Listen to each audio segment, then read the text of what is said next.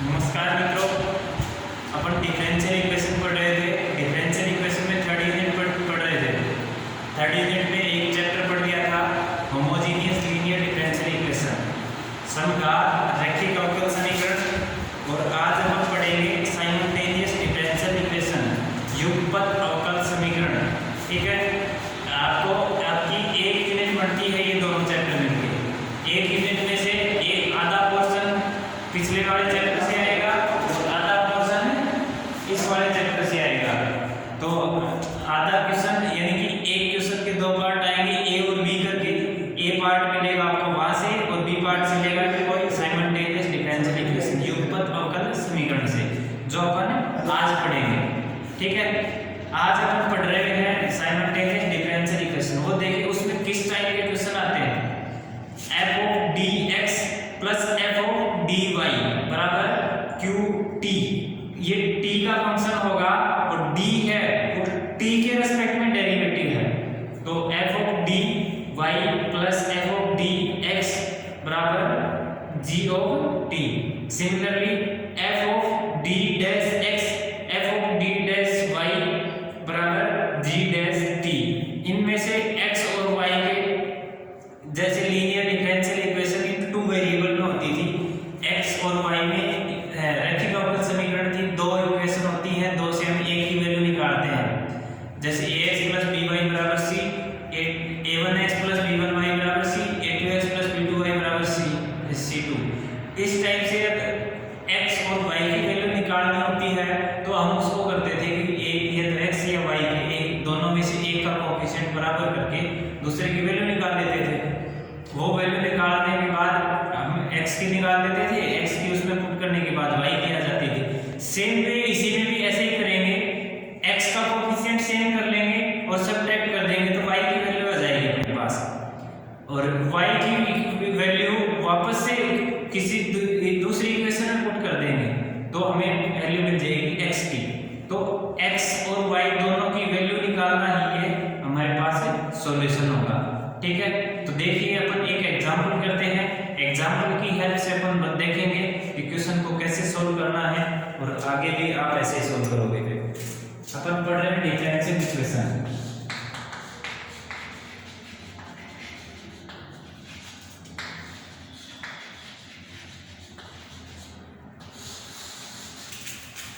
Differential equation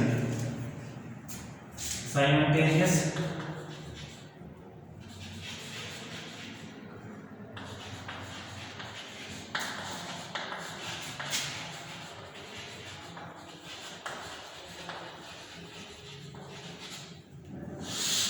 युगपत अवकल समीकरण।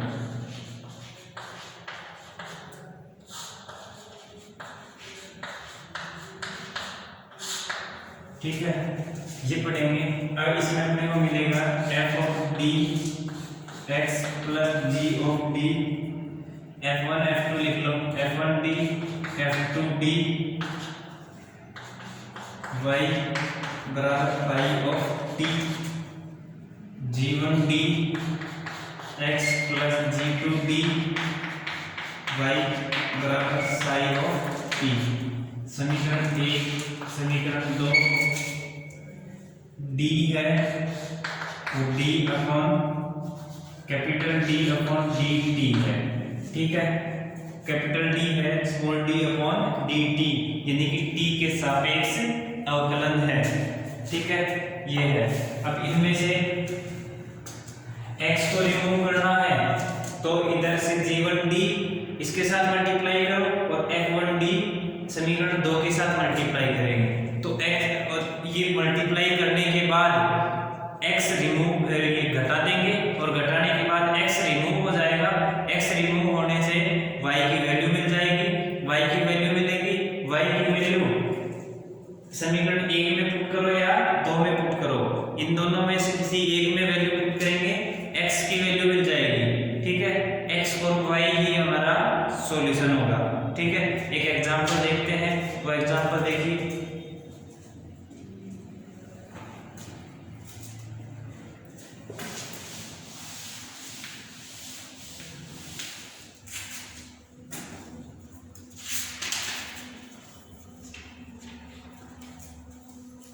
Example first है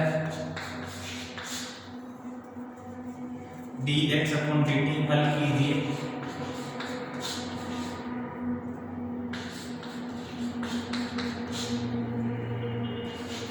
dx/dt -7x + y = 0 और dy/dt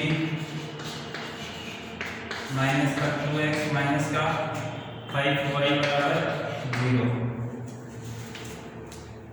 हल में क्या लिखेंगे? निम्न समीकरणों को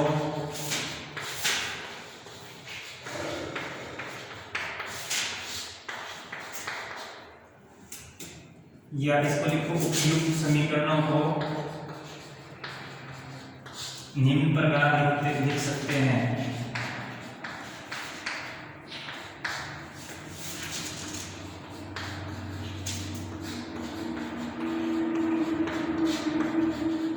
कैसे लिखेंगे? dx/dt ये dx -7x + y = 0, तो यहाँ से dx को d -7x + y = 0 समीकरण 1 मान लेते हैं। समीकरण 2 को dy - 2x - 5y = 0, d - 5y - 2x = 0 समीकरण 2 लिख लेते हैं। देखो यहाँ से समीकरण 1 व 2 से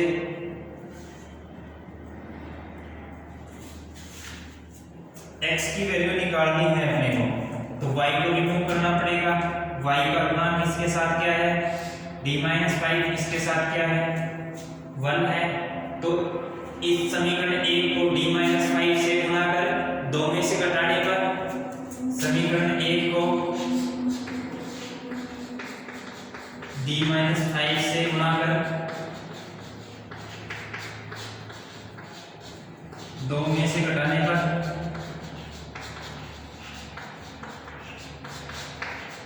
एक को d - 5 से गुणा करो तो d - 5 d - 7x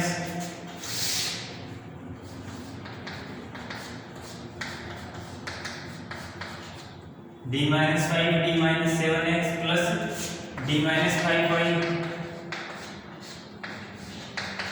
0 और इसमें से घटाना है तो ये d - 5y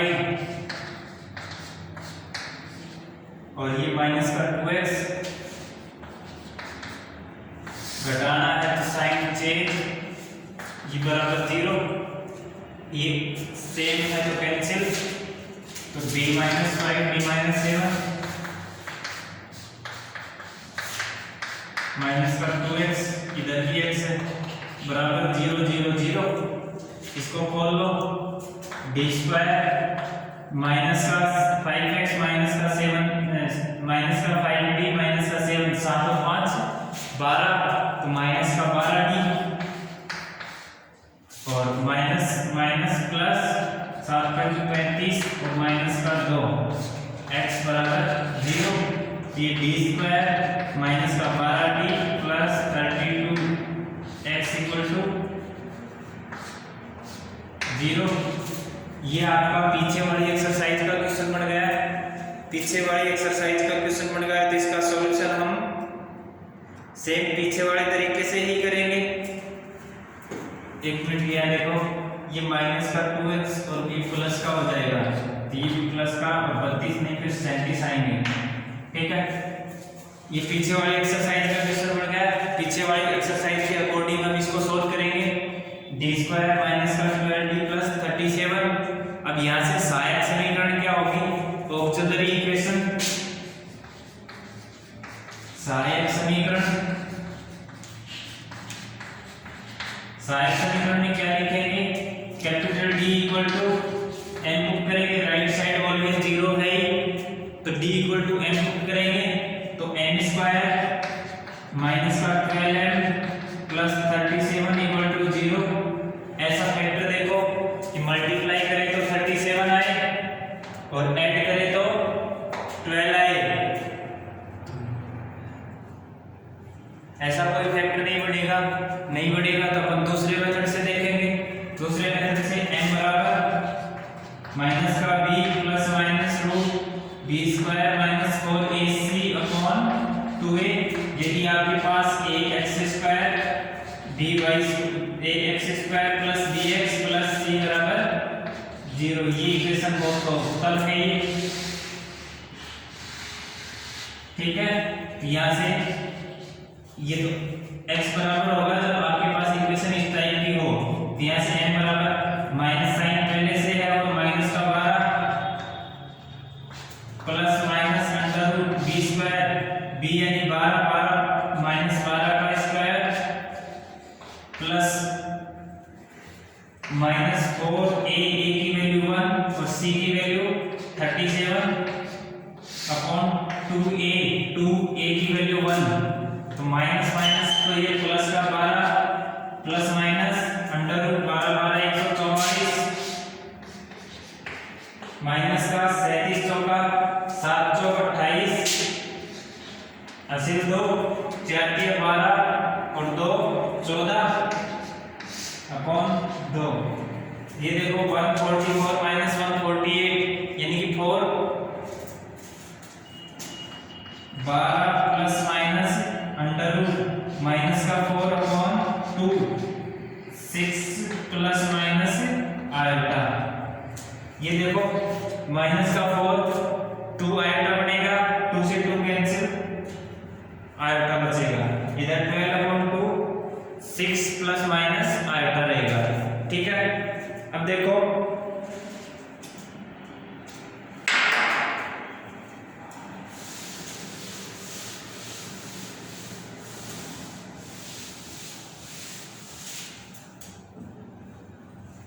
किसमें है ये इक्वेशन, x में है तो यहाँ वैल्यू किसकी आएगी, x की आएगी।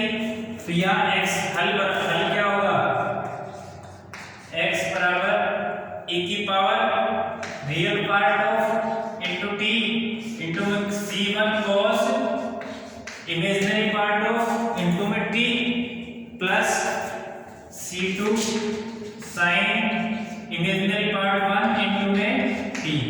ठीक है, x बराबर e की power 6t c1 cos t plus c2 sin t। ठीक, अब समीकरण 2 क्या थी,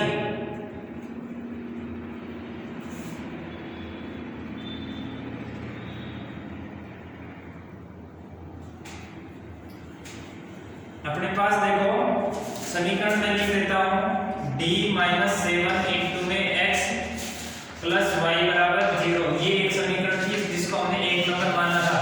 तो यहाँ से y बराबर क्या आएगा, इधर जाएगा तो माइनस का d माइनस 7 इंटू में x, तो माइनस का dx और माइनस माइनस का प्लस 7x। तो इसको लिख सकते हैं 7x माइनस d इंटू में x। ठीक है, x की वैल्यू तो ये है आपके पास और dx d इंटू में x बराबर d अपॉन dt इंटू में x। तो d अपॉन dt, x की वैल्यू क्या है, x की वैल्यू पुट कर दो e की पावर 6t इंटू में c1 cos t plus c2 sin t। ठीक है, डेरिवेटिव करो तो dx बराबर e की पावर 6t का 6 e की पावर t 6t इंटू में c1 cos t plus c2 sin t। अब e की power 6t at it is c1 cos का sin माइनस का sin t c2 sin t का cos t। ठीक है, अब देखो dx और x का मान समीकरण 1 में रखने पर dx व x का मान समीकरण 1 में रखने पर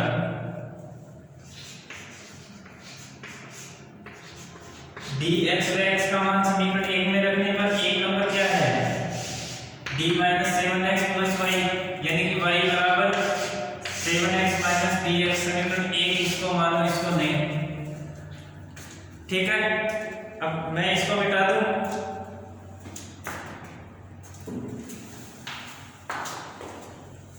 इधर वाले का मिटा देता हूं मैं।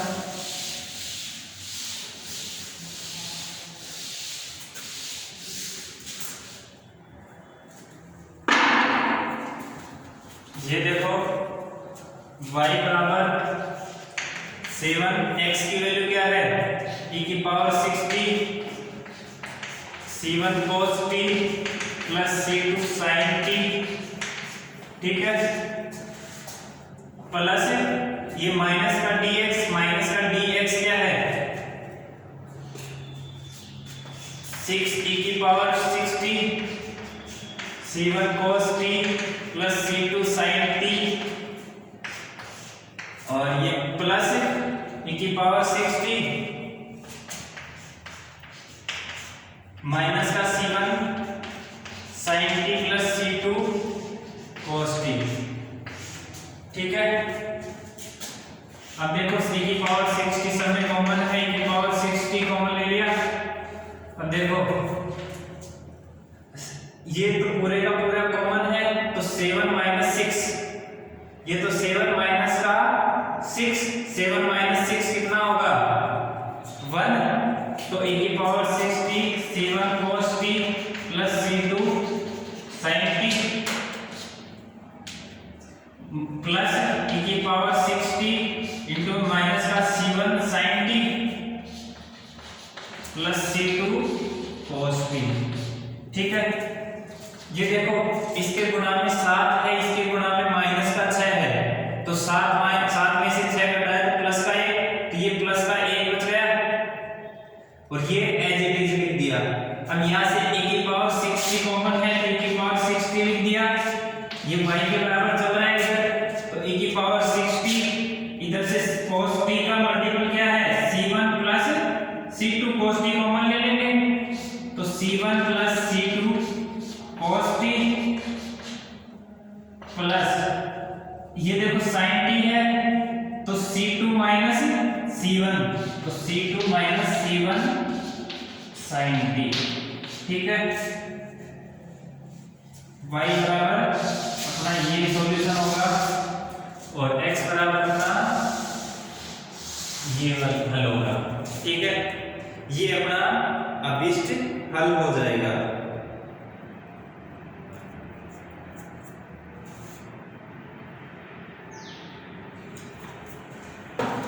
देखो शुरुआत से एक बार फिर बता देता हूं मैं, अपने को क्वेश्चन कैसे सॉल्व करना है। क्वेश्चन सॉल्व करने के लिए हमें करना है, जो भी समीकरण दे रखी हो उसे हमें कैपिटल D की फॉर्म में चेंज करना है। D की फॉर्म में चेंज करने के बाद जिसके साथ x हो, D x के साथ हो और प्लस x में कुछ हो, तो उसमें से x कॉमन लेके बाहर अलग से, सिमिलरली दूसरी इक्वेशन से y कॉमन लेके बाहर अलग से दो समीकरण पढ़ेंगे। दोनों समीकरण से एक बार x को रिमूव करेंगे, x को रिमूव करने के लिए x y के कोफिशिएंट को बराबर करेंगे, या y को रिमूव करने के लिए x के कोफिशिएंट को बराबर करेंगे। तो हमें अगर x की वैल्यू चाहिए तो y को रिमूव करना पड़ेगा, y को रिमूव करने के लिए y के कोफिशिएंट बराबर करेंगे और बराबर करने के बाद हम उन्हें ऐड कर देंगे। ऐड करेंगे या सब्ट्रैक्ट करेंगे, क्योंकि रिमूव करना है, जैसे भी कटेगा हम उसके अकॉर्डिंग करेंगे। अपोजिट साइन रखना है दोनों का, अपोजिट साइन आएंगे तो वो कैंसिल हो जाएंगे, ठीक है। y को रिमूव कर देंगे, x की वैल्यू आ जाएगी, x में डिफरेंशियल इक्वेशन आ जाएगी। पीछे वाले चैप्टर से हमें ऑक्सिलरी इक्वेशन सहायक समीकरण की सहायता से हम इसको हल कर देंगे। हल क्या होगा, CF प्लस PI होगा। अगर राइट साइड में 0 है तो केवल CF अपना हल हो जाएगा, अगर राइट साइड 0 नहीं है तो CF प्लस PI अपना हल हो जाएगा, ठीक है। इतना काम करना है। x की वैल्यू आ जाएगी, x की वैल्यू समीकरण 1 या 2 में से dx/dt हो तो डेरिवेटिव कर देंगे, केवल x हो तो उस x का मान समीकरण पीछे वाली में रख देंगे, तो वहां से अपना हल मिल जाएगा, सॉल्यूशन आ जाएगा ये, ठीक है। इतना सा काम करना है, x और y में अपने दो हल प्राप्त हों वही अपने सॉल्यूशन होंगे, ठीक है। ये अपने नेक्स्ट चैप्टर स्टार्ट किया था साइमल्टेनियस डिफरेंशियल इक्वेशन। ये पीछे एक ही यूनिट है अपनी थर्ड यूनिट में एक चैप्टर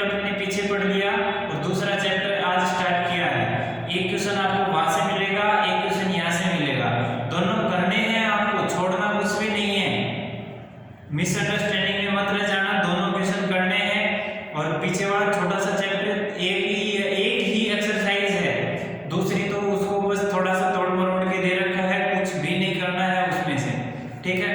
तो इसलिए दोनों चैप्टर पढ़ने, दोनों को अच्छे से पढ़िए और जो भी अपना क्वेश्चन आए उसको अच्छे तरीके से तैयार कीजिए और एक्सरसाइज के सॉल्व अनसॉल्व जितने भी क्वेश्चन हैं वो सारे करिए।